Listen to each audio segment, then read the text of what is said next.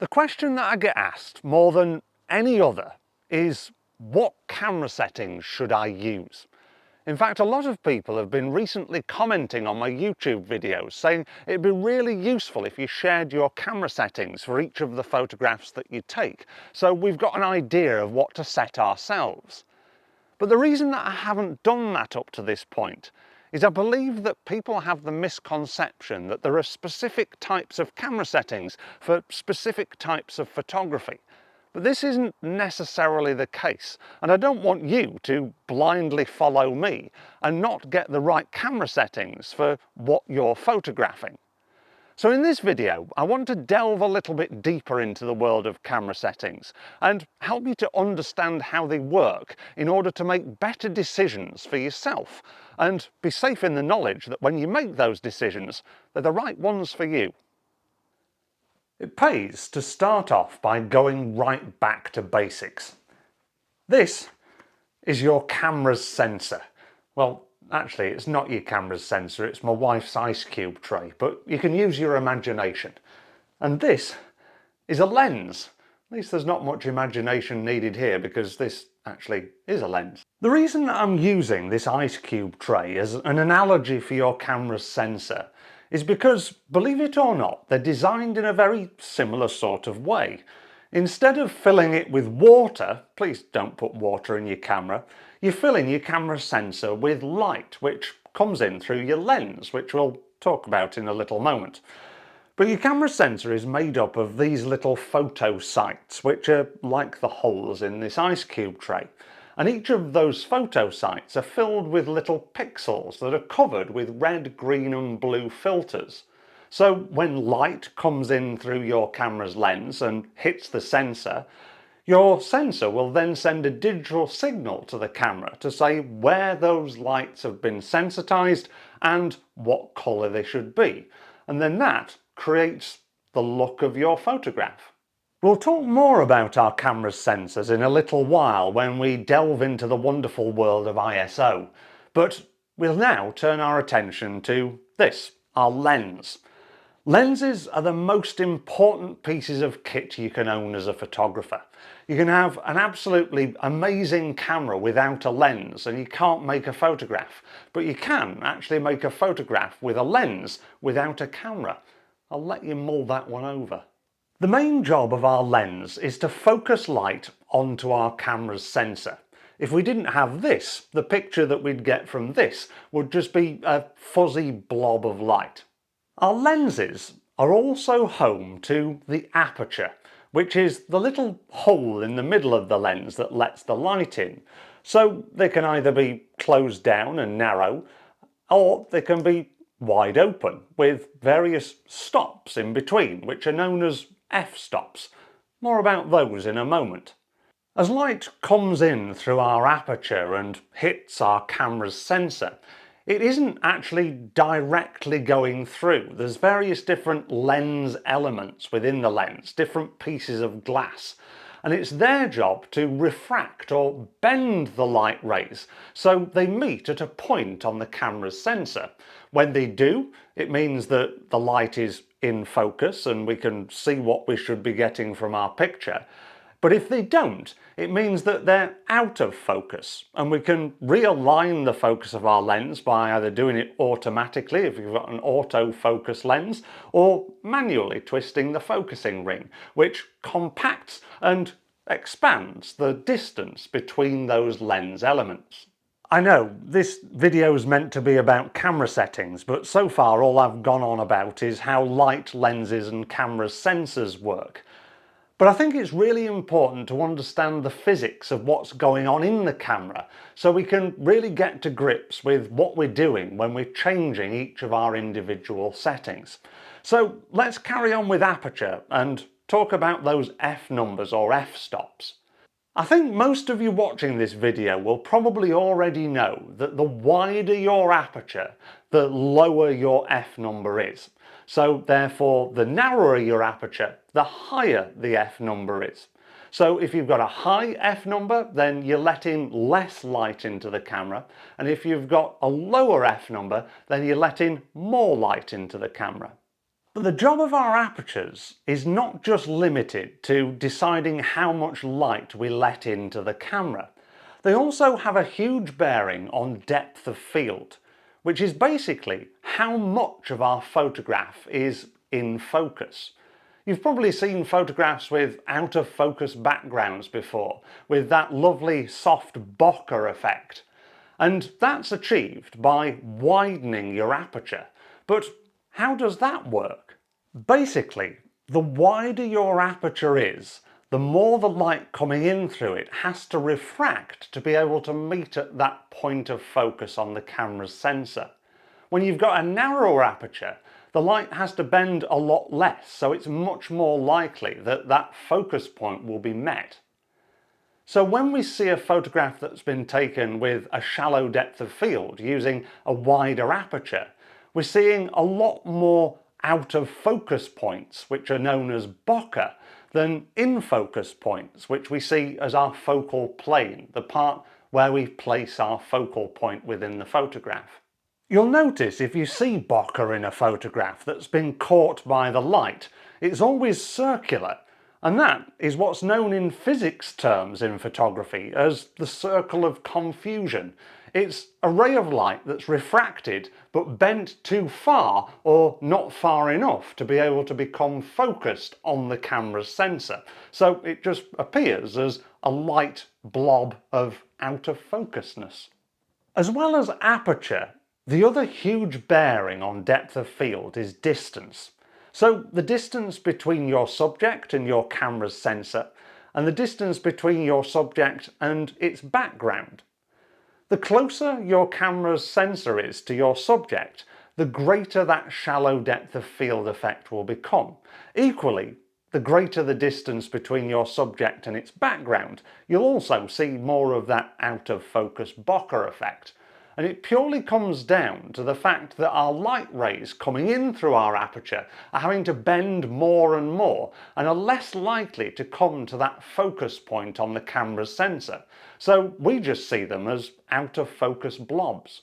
This also means that if you use telephoto lenses or lenses with a narrower field of view, then as well as your subject being magnified, your depth of field effect is also magnified. So you could take a photograph of me from the camera's position now on a 28mm lens at f4 and the background would look perfectly in focus. But take a photograph on a 100mm lens at exactly the same aperture, then you'd see a lot more bokeh behind me. I know this is pretty in-depth technical stuff, but I think it's really important to know, so please feel free to pause this video and re-watch parts or re-watch the whole thing if you need to until it sinks in. You'll be pleased to know though that when it comes to shutter speed, things get a little bit more simple, so let's move on to that. Shutter speed is basically how long we're exposing our camera's sensor to light for. So if we have a narrow aperture, then chances are you're going to have a reasonably slow shutter speed to compensate for less light coming into the camera. But if you have a wide aperture, then you can get away with much faster shutter speeds because we've got more light coming in. So when it comes to pairing shutter speed and aperture together, we have to compromise between the amount of light that we have and our desired depth of field to achieve the effect that we want to achieve. Hey up, the ice cube tray's out again. It must mean it's time to talk about ISO. ISO, or ISO, depending on where you're from in the world, stands for International Standards Organization, which is an organization that sets the standards for, let's say, how sensitive our camera's sensors are to light. Unlike aperture and shutter speed, which are optical views of the light coming in through our camera, ISO is sort of like a digital brightening of our photograph. If you remember from earlier, we said that our camera's sensors are made up of these individual photo sites, each filled with lots of pixels with coloured filters in front of them. When the light comes in through our lens, it sensitizes these pixels on the camera's sensor, And the camera's sensor sends a digital signal to say that these pixels have been sensitized, so therefore light up this part of our photograph in the specific colour that it's registered. But what happens if your scene is too dark for this sensitization process to happen?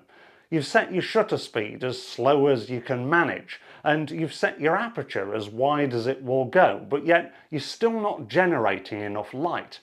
It's then when we have to revert to ISO.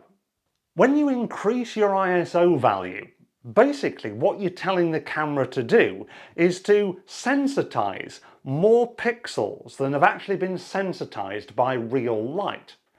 Therefore, what the camera's sensor does is it switches on more pockets of light that don't actually exist. And this has the result in digital noise, little blobs of light that we see in our photograph that aren't actually there, but the camera's switched on to make the photograph brighter. So if you increase your ISO value, the higher that value becomes, the more likely it is that you see these blobs of noise. So it's good practice to keep your ISO reasonably low to get the best results from your camera. All cameras come with what's known as a native ISO level. This is usually the lowest full number on your ISO dial or menu.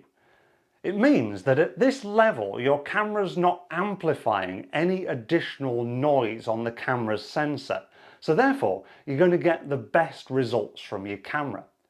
It's a good rule of thumb to balance your exposures as best you can with aperture and shutter speed, and only compromising with ISO if there's no other way of brightening your photograph to whatever level of brightness you want to increase it to. So that's how all of our camera settings work individually, but how can we piece them together and make the right decisions about a combination of camera settings when we're out in the field? Well, let's head out into the field and see some camera settings in action. I've found this gorgeous woodland scene with sumptuous light coming through and creating beautiful contrast on a vanishing track, which regular viewers to this channel will know I'm a little bit of a sucker for. So this is ticking a lot of my boxes. I'm setting this first shot up as a standard woodland landscape shot. So I want a decent deep depth of field, and I want the light to draw your eye through the frame towards that vanishing point that the track's creating. So in order to do that, I've started off by thinking, right, I've got quite a bit of light, but yet I've also got quite a bit of shadow still from the trees. So I'm going to set an aperture of f8, because that's going to give me a little bit extra light than f11 or f16 would, but it's also going to give me that deep depth of field that I want. I don't need to push it any further than that. I'm also going to set my ISO at that baseline of 100 because I don't necessarily want any unnecessary noise being amplified in the photograph.